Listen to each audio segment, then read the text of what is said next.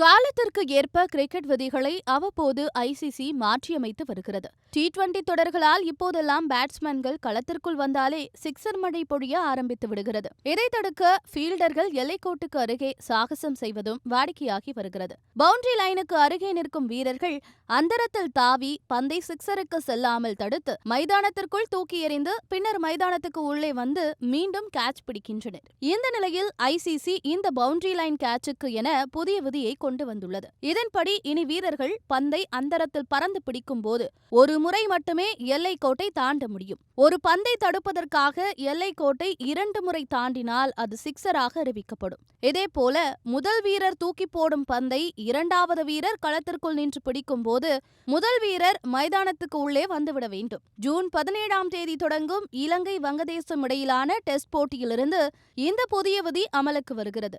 இந்த விதியால் இஷ்டத்திற்கு வீரர்கள் இனி எல்லைக்கோட்டை தாண்டி குதிக்க முடியாது என்பது குறிப்பிடத்தக்கது.